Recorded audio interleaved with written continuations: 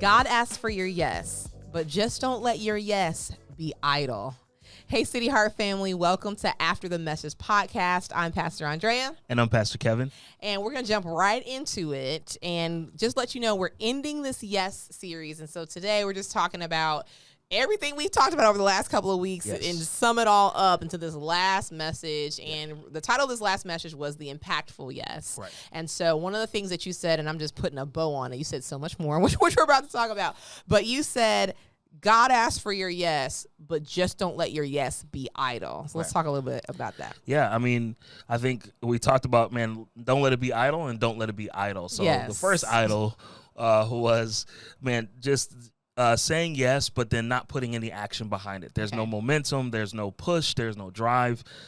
We can say yes, but then actually not do anything to produce anything. Mm-hmm. So there's no transformation or change from what we've said yes to. It's almost like we're saying yes, but then not putting any action, right? James 2:17 says, man, faith without works, without action is dead. Right. And so it's really making sure that our words mean something, and that we're not saying yes just to say yes, right? You could just not say yes if you're going to do that, right? But if you're going to say yes, making sure that it produces something good behind it. So this idol is the IDLE, right? That you're talking about right now, and then you threw another idol at us. Right. Don't let your yes be idle. Let's talk about that one. Right. We talked about don't let your yes become an idol, where you're more concerned with the look of being obedient to what the Lord is asking you to do than actually being obedient to what he's asking you to do. Yes, Pastor. and we do that, right? We're looking for the glory. We want the title. We want the recognition. We want the push without actually doing the thing that's going to help us really accomplish what the Lord has encouraged us to do, what we feel like we're saying yes to. So whether it's a dream, a goal, whatever it may be, man, sometimes we're more concerned with looking like we're saying yes than actually doing the work to say yes and really meaning it. I think that's really good. So don't let your yes be idle. Like it's just, you said yes. You might have meant yes, but the way you're living your life, the things that you're saying and doing, they don't add up. They don't match the yes that maybe in that moment or even in your heart, you really want to do this thing, but you're not taking action, right? And then the flip side of that is don't let your yes become an idol where like you just want everyone to look at you and like you're so focused on saying yes. But even I'm processing what you're saying and I'm thinking, I think sometimes people can get so caught up on, I need to be a good Christian and say yes to God. And you almost idolize and worry about, am I in the right position? Am I in right standing? When in reality, that's already done with, right? Through what Jesus did on the cross and going up to heaven and through the resurrection, you're already good. There's no amount of yeses that you need to do to measure up. And that process can become something that you worship, really. It can be. And I think it's really why we talked about the impactful yes, about really making an impact, because at the end of the day, that's what yes is really connected to. That's the place that we're really trying to get to is, am I actually making an impact? It's one thing to say yes and all the reasons that we talked about before, but man, it is covenantal, right? It is all the things that we talked about, but if it's not going to make an impact, man, if it's not going to produce anything, if it's not going to transform or change or challenge, man, something that we're a part of, then a lot of times we're just kind of blowing hot air, and that's what we don't want to. That's good. What we don't want to do. We actually want to make sure that look, if I'm going to say yes, I want it to mean something. Yes. When Jesus came to earth and lived among us, the yeses that he had, the things that he did, man, they were transformational, and we're still living right in what he did and what he said, and even what we experience in our own lives. What we're saying yes to is in response to what Jesus did and what he said. And that's so good. It really helps us to know that as I'm saying yes, that as I'm communicating, that as I'm doing what I feel led to do, that it actually is going to amount to something. That's good. And that it's actually going to mean something in my life. One of the things that I think you said this week was your yes has a purpose. And we've talked about that over this series. And so just as I'm paying attention and listening to what you were just saying, I think it does matter to know that your yes has eternal value, right? Your yes has to do with your salvation. Your yes has to do with your eternity and where you're going. But your yes affects your right now, your current, your time here on the earth. Right. And it affects other people, right? One of the things you talked about this week was the ripple effect of your yes. And you showed us a picture of your grandmother and you and your grandmother at your high school graduation, and you talked about that you really are her legacy. Like you're the physical manifestation of a yes that she made before you were even a thought in your parents' eye, right? She made that yes, and it is now trickled down from your mom to now you and to our kids. And so if you don't mind just kind of talking a little bit about how does legacy and yes, like how are those two things connected? Well, I think that what we said in the message is that and the life that you lead is the legacy that you leave, right? Yes. So the yeses that I'm making right now, right? The things that I'm saying yes to, and I'm not just verbally saying it, but I'm actually living it out. Right. That those things are actually going to leave a legacy for me in the future. And some of that stuff, man, you're gonna see. Some of that stuff you will experience, and you're gonna feel the effects of it. Right. Some of it you may not ever see. It may not happen to 30, 40, 50 years after your time or after you say yes, where man, those waves finally come to shore and really have an impact. Man, my grandmother was a pastor for 30 years. I'm pastoring years later, but it's still her yes is still a part. Man, that legacy, I'm literally living. I'm a living example of her legacy. Yes, you are. And the life that she led of watching her and her kids and now our kids and us. Right. You know, and so it really is. It's those daily decisions that we make, which we talked about. Man, recognizing that there is power behind each thing that we say. Yeah. The yes and even the no's that we say. Yeah. There's power in every single thing. But those yeses, when we, are determined to say yeses and really mean it with everything we have, and then like we said, not being idle, right? Putting some action behind it and not letting it just be because I want to say yes, right? But that I'm fully invested in what God has asked me to do, what I feel encouraged to do by Him, and then beginning to walk that out. That's going to, man, it's like breadcrumbs, right? There's going to be a trail back to what I said, and what I have confessed or professed or declared, and that as I walk that out, man, I know I'm gonna see that in the future. So somebody's gonna go back and back to the future, Ancestry, right? Back to the future. There you go. Somebody's gonna go back, man. I wish Ancestry.com. Yeah. But I look back to the future because I feel like, man, you could go back, you could be Marty McFly for a minute and go back in time, and I could look and to change, right? And I can tell her, say, hey, man, look, you don't realize this now, but that yes you made right there, right? That yes you made on this day, 1955, whatever year they're using that movie, right? That yes you said then, you had no idea what it meant for me in 2026, and that to me is powerful. That the things that we're doing right now, man, are going to have an impact on somebody, on my kids, on our grandkids later on, and that is, man, that's amazing to me. And I think as I'm listening to you say this, sometimes I feel like we don't want to accept, agree with, whatever, that our choices have repercussions. Our choices have consequences. Our choices have a ripple effect. Now, the consequences could be not consequences. They could be rewards and great things, or they could be negative. And so we've got to accept that truth. The reality is what you do today will affect your tomorrow. Absolutely. And what you're saying is what you do today will not only affect your tomorrow, it's going to affect somebody else's tomorrow too. And so I think that's the power of how you ended this series. Is like, not only is the Lord calling us to say yes, not only is the Lord calling us to surrender, to live our lives for Him, but our yes has a meaning. Our yes has a purpose. It's not just on accident.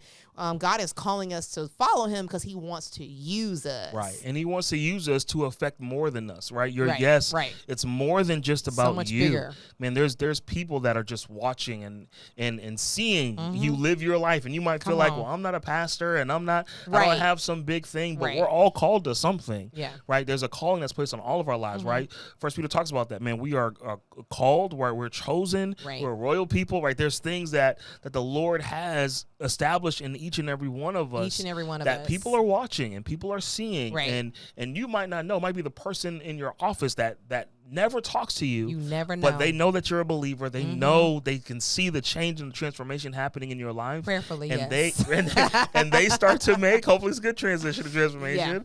And they start to model themselves even in a small way after you. And that can change lives of people that feel like, oh, I don't even believe, but they watched you. Yes. And now they start to see things happen in their lives because of a yes you made that you didn't even know. Again, that's that ripple positively effect. Impacted them. Yeah. Maybe the way they think helped to change the way that they operate. Right. Yeah. And so I appreciate this part because, and you bringing this up, because it doesn't have to be as big as you start a church like we did, right? Or you start a business. That's or big. I mean, that's real big. Not just sure, but like if you start a business, you write a book, you do something, you're the first person to graduate from college. Like if you do something like that, those are big things. And God wants that. Like He wants that for us. I think the small things matter too. How you treat yourself, how you treat the people around you, whether it's your spouse, your kids, your family, your, like you said, on the job, like how you show up. Your decision to show up the way God has asked us to show up is impactful. Absolutely. We're talking about agreeing with truth. The truth of the matter is what you say yes to, what you say no to, there is a ripple effect to that. Yeah. And so I think it's important to even break it down to the quote unquote little things. Your decision to be someone that is going to honor human beings, whether you agree with their lifestyle or not, or with the choices that they make, that is going to there's a positive effect to honor, positively affect something. Absolutely. There's a positive effect to choosing love over hate or choosing love over being petty. There's a positive effect to that. Yes. And so if you go down the line of what God is calling us to say yes to, He really is calling us to peace. He's calling us to love. He's calling us to say yes to surrender. Yes, surrendering our will to His, but His will for our life, Jeremiah says, 29:11, right, is for a blessing, right? It's not to harm us or hurt us. It's to prosper us and give us a purpose and a future. And I think when you look into the Word, especially a chapter like Hebrews 11, right, where it's kind of the Hall of Fame of faith, you see all these people in their lives and who believed God, right, who believed God, but also said yes in their lives. Said yes. You see these decisions that they made that impacted people and nations and people after them, right? And you realize that the word says, right, Hebrews 11:1, it says at the end of that verse that they were commended for their faith. They were commended for the yeses that they had in their lives. They're remembered because of those things. That's good. And I feel like, man, we're going to be remembered for the yeses that we say. We're going to be remembered for the decisions that we made to follow the Lord. And maybe we're not Moses and going to split the Red Sea, right? But maybe there's something in your own life that you're going to do that's going to have an impact on somebody else. Man, the word talks about, man, one can chase 1,000, two could put 10,000 to flight. You literally don't know that the decision that you make can impact just one person that does something that's life-changing for a whole lot of people.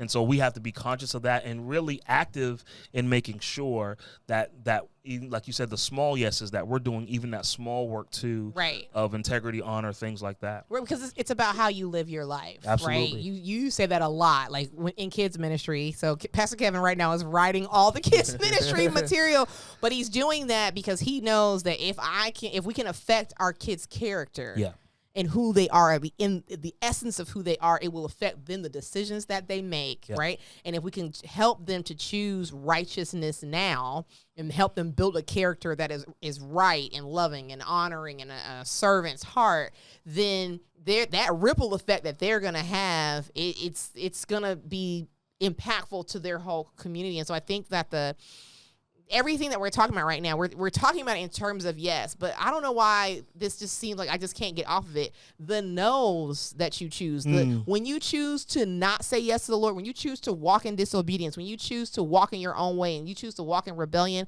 that has an effect as well. Right. What you choose to do today, it does affect tomorrow. And we just gotta own that. But the cool part about that, the victorious part about that, the part that we really can get excited about and have hope about, Hebrews 11, you mentioned it. They had hope in something that they didn't even get to see. Right.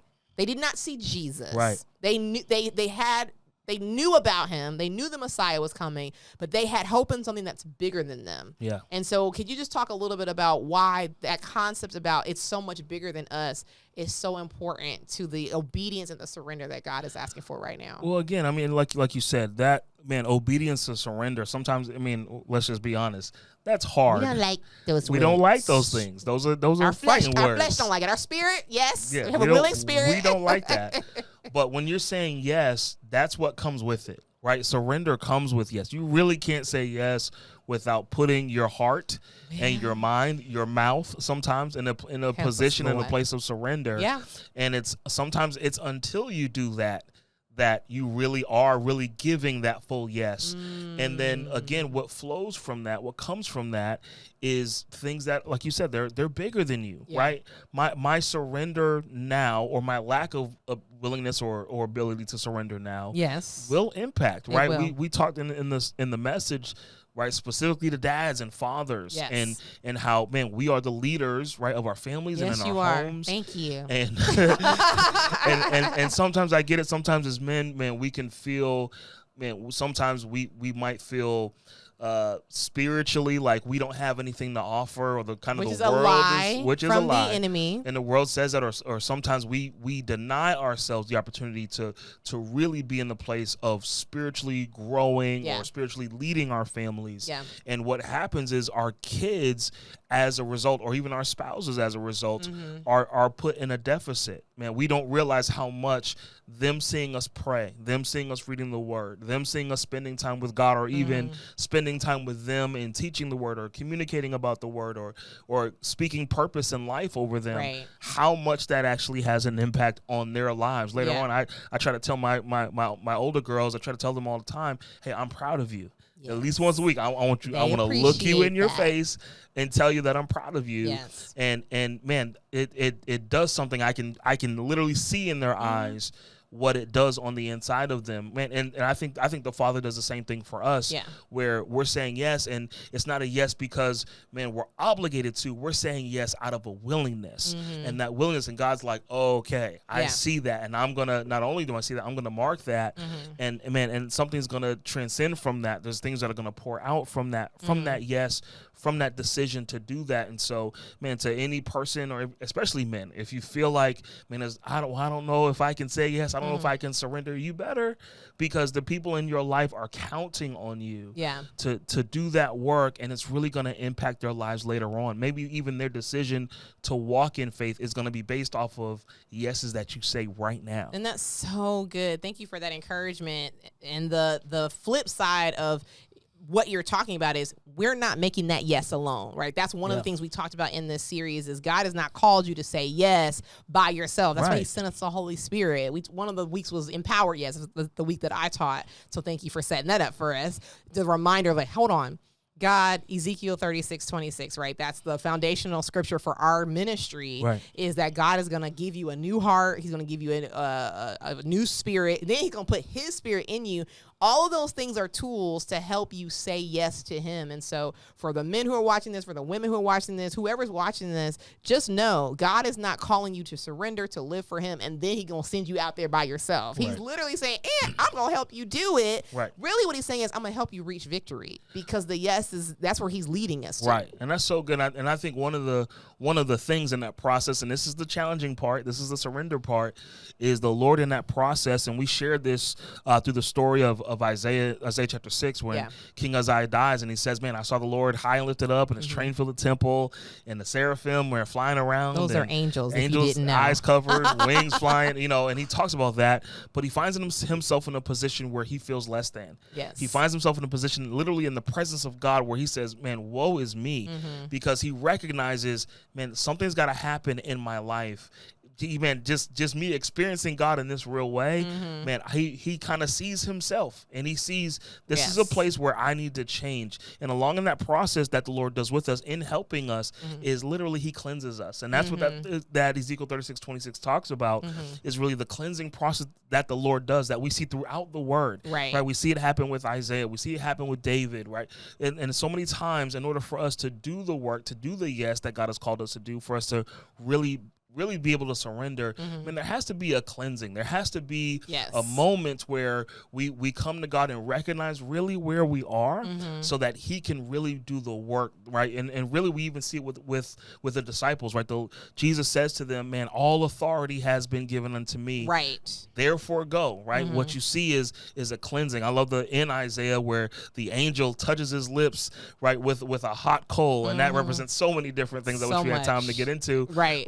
But what it does, it literally is, it's an authorization. It's a cleansing of his mouth. It's a cleansing really of who he is, so that he can do the work. He can do the yes that God calls him to. And immediately after that happens, man, you hear the Lord saying, man, who will go for us? And he's able to say, because he's gone through that cleansing process, Lord, here am I. And I think that's the same thing that the Lord wants to do in us. He wants to really get us into a position where we're willing to surrender, right? We're willing to see where we really are.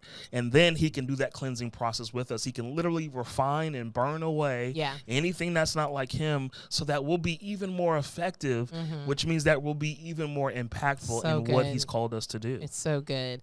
One of the things that you talked about in this entire series is that yes is this default that you're trying to get us as a church, as a body of Christ. You're like, hey, yes needs to be the first response. It needs to be almost like a knee-jerk reaction to the Lord. But the other thing that I really appreciated about this series is we're not saying yes first. Right. We're saying yes as a response, right? And so just in what you just said, God is calling us to the cleansing. He is calling us to the restoration. He is calling us to the renewal. He is calling us so he can fix us up. I think a lot of times as believers, we think we have to have it all together before we say yes. And that is a great trick of the enemy. It's a great lie of the enemy. The truth of the matter is that God is calling us to the entire process. And when we say yes, we're saying yes to something that's already been established for us. Right. And I think you said it's an invitation, right? Right. It is. You said that it's an invitation. So, I think it's just so important for us to realize that this yes, it needs to be knee-jerk reaction. Yes, it needs to be an immediate, but it's a yes to something that's already finished. Yeah, right. We're literally, like you said, we're responding to what God has already done through Christ, through that finished work of Christ, and so it's not the pressure really isn't on us. That's good. It takes the pressure off of knowing that we're not trying to originate the yes. We're literally just responding to a yes that has already occurred. Thank you, Jesus. And because we're just responding, then it's easier for us to make it not only our default response but our immediate response. We're saying default because we really should get into the pattern and the method of saying yes more consistently. It's our habit, right? It's our routine. But we're also saying immediate so that we're not in the place of delaying, because that delaying, really delayed obedience is really disobedience.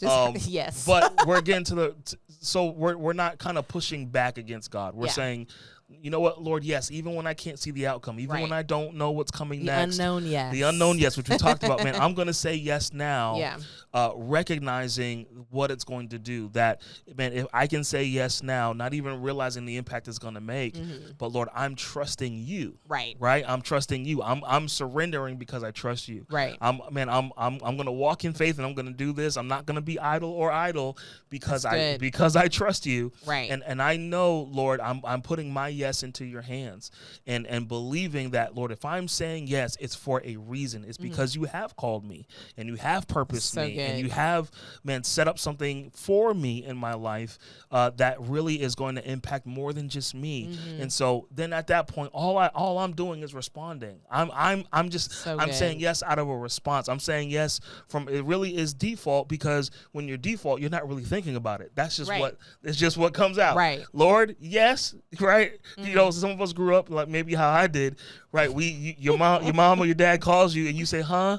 Right? If you can say, huh, you can respond. You can really say yes. Even though we don't like, huh? We're like, yes, yes, ma'am. Okay. Right. So we really need to get to the place where God asks us. He might ask us a question and we're like, huh, God? No. Just say yes. Just say yes. Right? He's called you. He's purposed you. And so now's the time to not pull back, to not be idle, right? To not just sit there, but to really to not hesitate, to not sit at the red light with your yes, but the light is green, right? Go ahead and go. The light is green, and not let it just be idle. Where, man, we kind of just want to glory in just saying yes, but no, Lord, I really want to make sure that every single thing that I do, how I live for you, the decisions that I make. Man, I know it's for a greater glory. Yeah. I know it's connected to what you're trying to do in this earth. And so for that reason, I am immediately going to say yes every single time that I can. So I feel like the lasting question or the thing that we really need to think about with this whole series is, number one, am I saying yes? Is that my default? But number two, what am I doing with my yes? Which is why I think, correct me if I'm wrong, you end it with, don't let your yes be idle. Don't just say yes, but then nothing comes of it. Or you're just glorying in the fact that I said yes, I'm going to live my life for him, but then nothing adds up to that yes. So like, what are you doing with your yes is something that I think we need. It needs to be a daily question. Okay, today I've said yes to you, Lord. How am I talking today? Does it reflect you? How am I thinking today? Does it reflect my faith in you? What decisions am I making? Does it reflect the fact that I'm putting my trust in you? So I think that that's a great question just for us to leave with. But I also think that it's important to, we've talked about this each week, like to really examine what are these areas of our life, right? Where we haven't said yes to the Lord.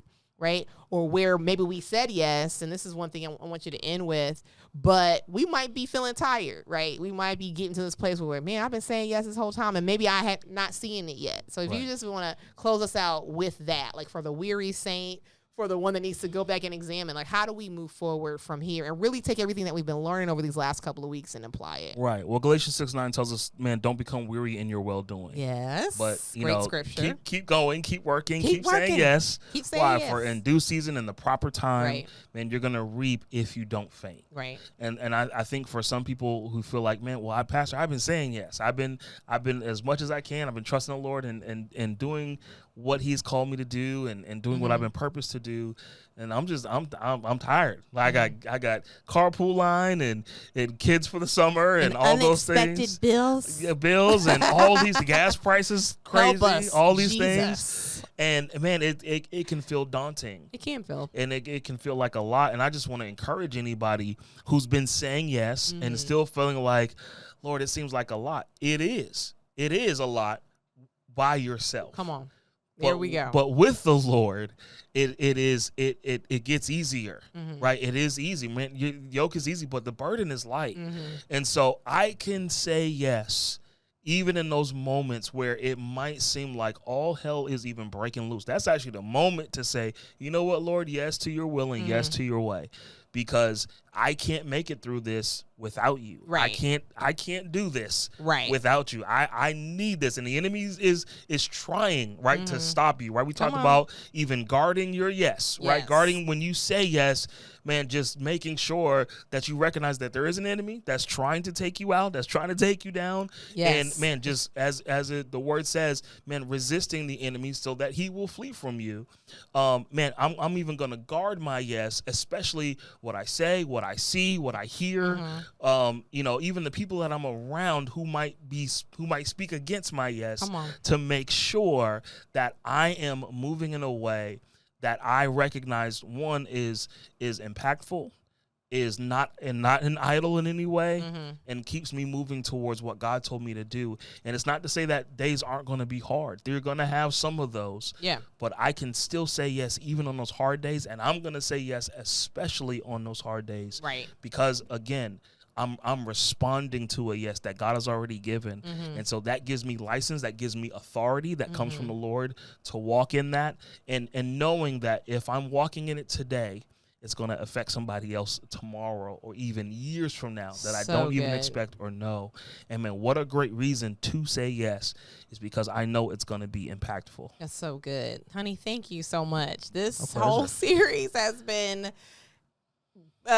kicking our butt. I'm gonna be honest about it. But we need that because God is calling us higher. There's so much that God wants to do in us and through us, and we have to get out of our own way, which is one of the things that I have taken from this has been, it's even with the title of this week's message, like the impactful yes, but also the concept of I don't want my yes to be idle, the IDLE, at a standstill. Because when you were talking about how do we get through something, how do we resist the enemy, well, when we resist him, he has to leave, and now we can keep moving forward. Right. And so we have to keep moving forward. We can't, if we grow weary in our well-doing, honestly, you'll stop. Right? And so when you grow weary, you have to keep going. You have to keep resisting. You have to keep having faith.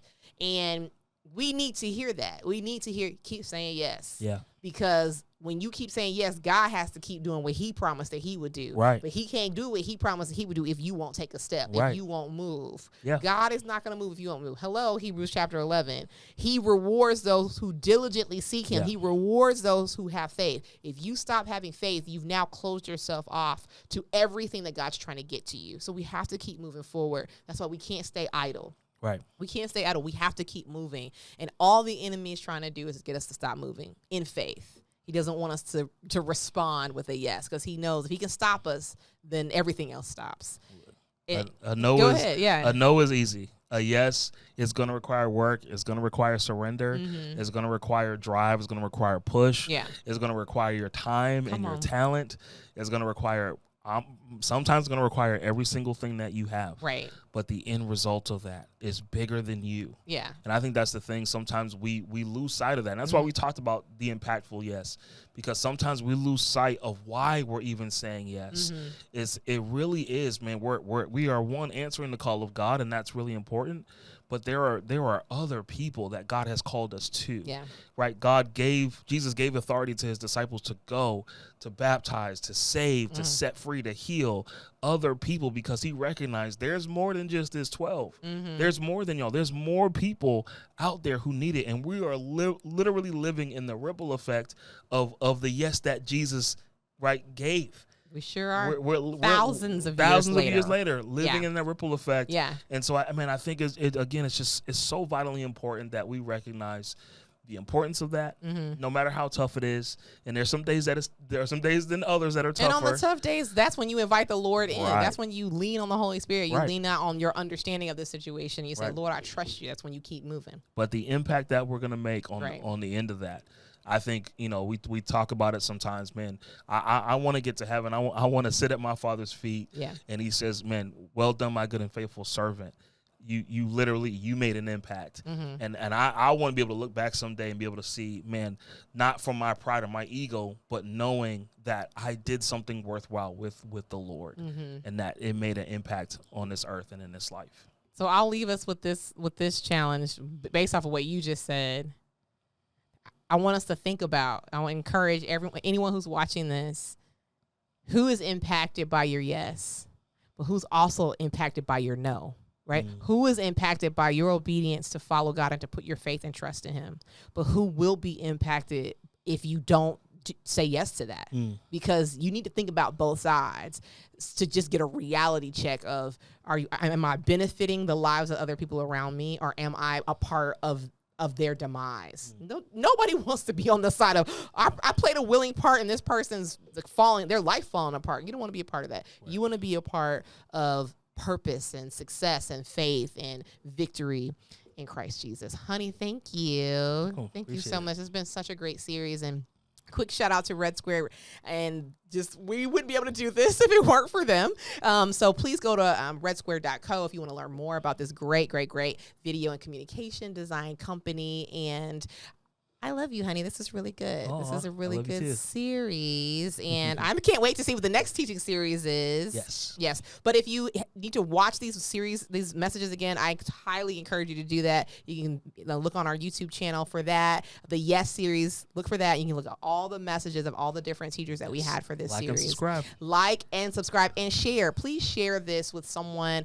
Any one of these after the messages and conversations as well as the series, because I feel like people need to hear and be encouraged and even be challenged, because we were all convicted by this series of what God is doing. So thank you so much for tuning in, and we'll see you guys next week. God bless.